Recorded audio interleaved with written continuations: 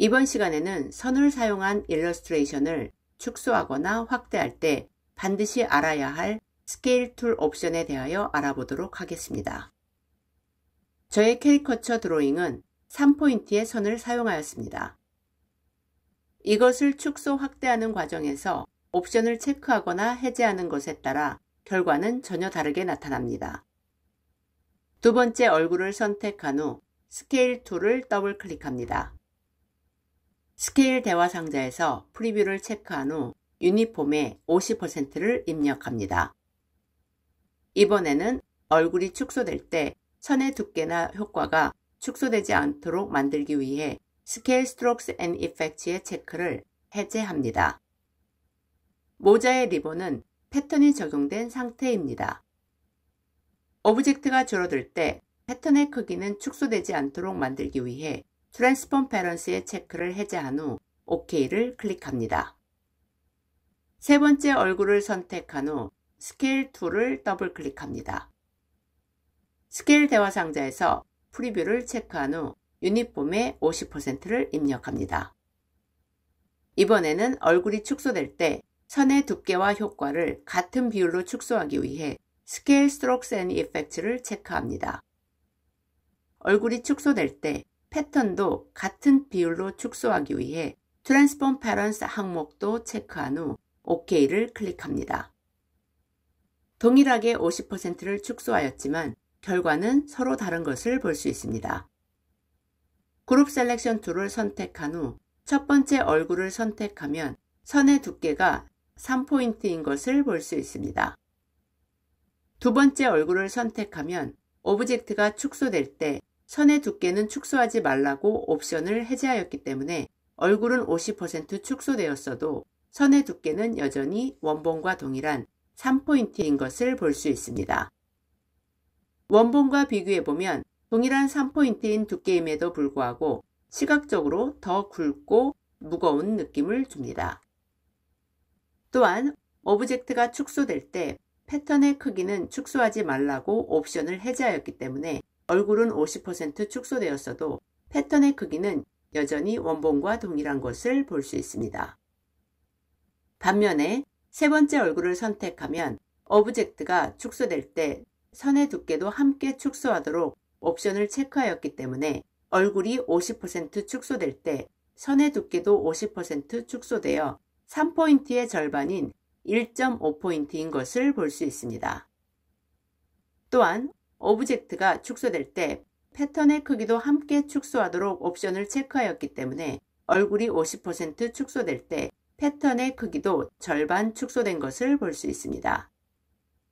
스케일 스트로크스 앤 이펙트 옵션은 선을 사용하거나 효과를 적용한 로고나 아트워크를 축소하고 확대할 때 체크해야만 축소 확대 과정에서 원본이 갖는 선과 효과의 느낌을 그대로 유지할 수 있습니다.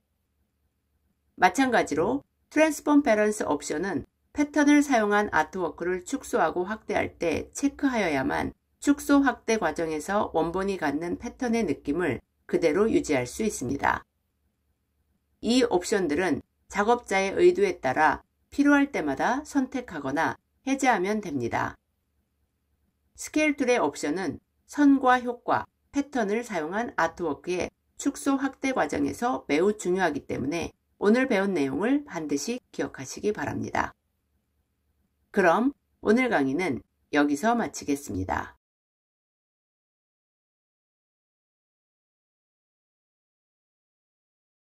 이번 시간에는 선을 사용하여 강아지 캐릭터 뒤에 멋진 방사형 배경을 만들어 보겠습니다. 수직선을 선택한 후 로테이트 툴을 더블 클릭합니다. 로테이트 대화 상자에서 프리뷰를 체크합니다. 앵글에 15도를 입력한 후 카피를 클릭합니다. 원본은 그대로 있고 15도 회전한 복사본이 만들어진 것을 볼 수 있습니다. 컨트롤 D를 10번 눌러 방금 전에 실행 명령인 15도 회전하면서 선 복사하기를 반복합니다. 모든 선을 선택한 후 Shift를 누른 상태로 약간 아래로 이동합니다. Rectangle 툴을 선택한 후 문서와 동일한 크기의 사각형을 그립니다. Ctrl A를 눌러 선과 사각형을 함께 선택한 후 윈도우, Pathfinder 메뉴를 선택하거나 또는 단축키 Shift Ctrl F9를 누릅니다. Pathfinder 패널에서 디바이드를 클릭한 후 X를 눌러 패널을 닫습니다. 사각형 외곽의 선들이 깔끔하게 제거되었고 그룹 셀렉션 툴로 배경 오브젝트를 선택해보면 모든 면 오브젝트가 각각 분리되는 것을 볼 수 있습니다. Ctrl Z를 눌러 이동을 취소합니다. 셀렉션 툴을 선택한 후 배경 오브젝트 전체를 선택합니다. 스트로크 색상 아이콘을 클릭한 후 키보드에서 슬래시를 눌러 선 색상을 제거합니다. 라이브 페인트 버켓을 선택한 후 배경 오브젝트를 클릭해 라이브 페인트 그룹으로 만듭니다. 스와치스 패널에서 파란색을 선택한 후 한 칸 건너 한 칸씩 클릭하면서 색상을 적용합니다.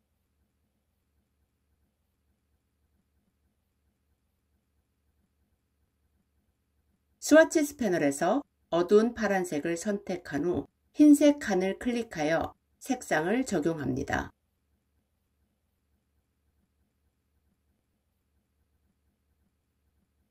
Ctrl Shift A를 눌러 셀렉션을 해제합니다. 캐릭터 뒤에 멋진 방사형 배경이 만들어졌습니다. 그럼 오늘 강의는 여기서 마치겠습니다.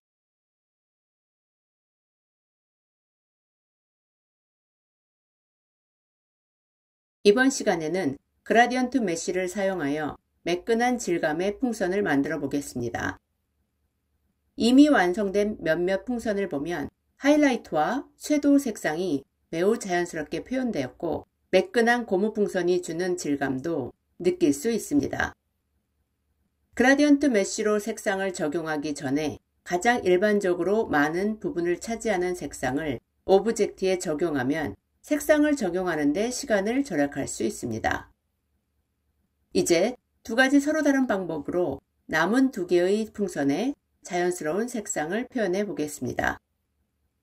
먼저 메뉴를 사용하여 그라디언트 메쉬를 만들어 보겠습니다.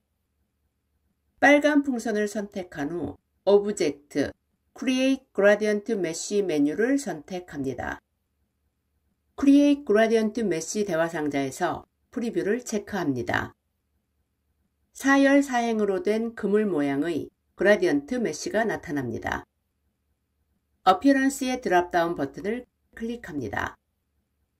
플랫을 선택하면 원래 오브젝트의 색상이 그대로 있고 투 센터를 선택하면 오브젝트의 중앙으로 하이라이트가 만들어집니다. 투 엣지를 선택하면 오브젝트의 외곽으로 하이라이트가 만들어집니다. 하이라이트와 섀도우 색상을 직접 적용할 것이기 때문에 어피어런스는 디폴트 옵션인 플랫을 선택합니다. 로우스와 컬럼스는 디폴트 그대로 두고 OK를 클릭합니다. 메쉬와 메쉬를 연결하는 크로스 지점에 앵커 포인트를 볼 수 있습니다. 이 앵커 포인트를 선택하면 원하는 색상을 적용할 수 있습니다. 다이렉트 셀렉션 툴을 선택한 후 앵커 포인트를 클릭합니다. 스와치스 패널에서 흰색을 클릭해 풍선에 하이라이트를 만듭니다. 앵커 포인트의 색상을 적용하면 그 색상은 자기 주변에서 제일 가까운 메쉬의 경계 내에서 자연스러운 그라디언트 색상을 만듭니다.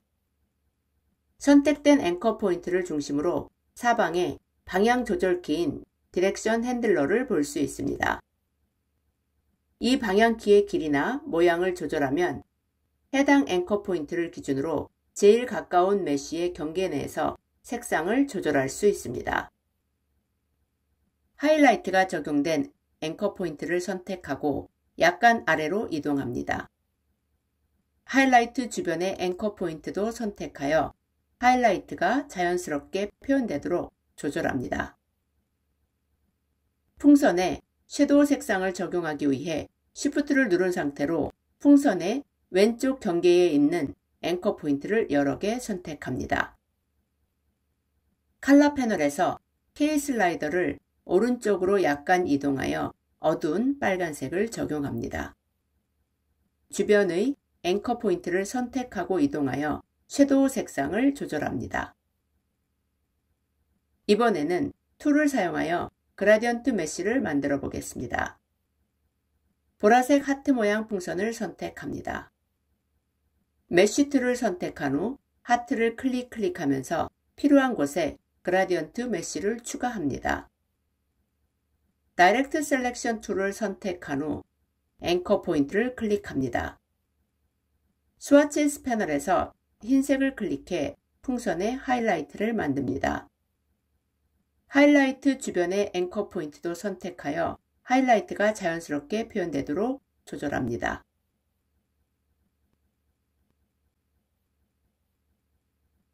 풍선에 섀도우 색상을 적용하기 위해 Shift를 누른 상태로 풍선의 왼쪽 경계에 있는 앵커 포인트를 여러 개 선택합니다. 컬러 패널에서 K 슬라이더를 오른쪽으로 약간 이동하여 어두운 보라색을 적용합니다. 주변의 앵커 포인트를 선택하고 이동하여 섀도우 색상을 조절합니다.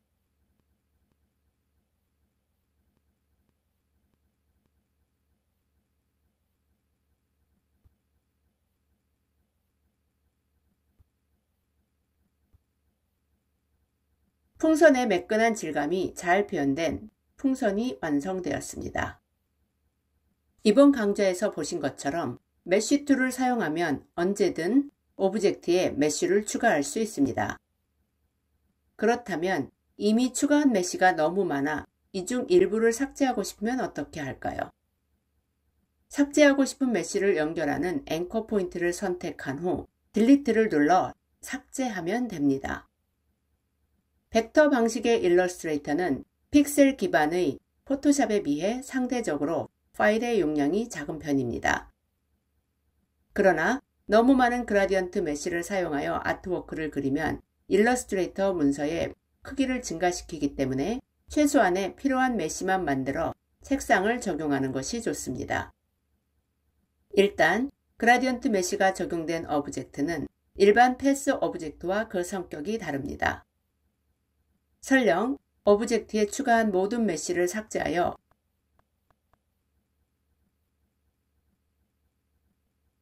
메쉬가 보이지 않아도 여전히 오브젝트는 메쉬 오브젝트로 변환된 상태이기 때문에 일반 색상은 적용할 수 있지만 패턴 등은 적용할 수 없습니다.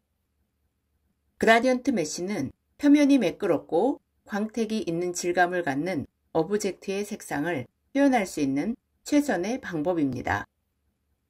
예를 들어 그라디언트 메쉬는 토마토, 바나나와 같은 과일, 전자제품, 플라스틱 제품, 유리제품, 스테인레스, 자동차, 오토바이 등과 같은 매끈한 오브젝트의 색상 표현에 매우 효과적입니다. 특히 사진과 같은 사실적인 느낌의 정밀 일러스트레이션을 그릴 때 그라디언트 메쉬로 색상을 표현하면 좋습니다. 지금 보시는 작품들은 대학원에 재학하고 있을 때 들었던 일러스트레이터 수업에서 학기말 과제로 그렸던 디지털 정밀 일러스트레이션 작품들입니다.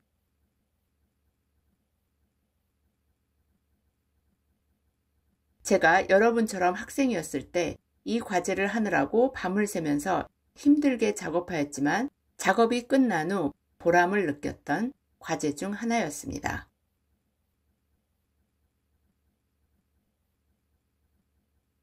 이 작품들은 제가 대학에서 일러스트레이터를 가르친 시각디자인 전공의 학부 2학년 학생들이 펜툴과 그라디언트 메쉬를 사용하여 그린 디지털 정밀 일러스트레이션 작품입니다.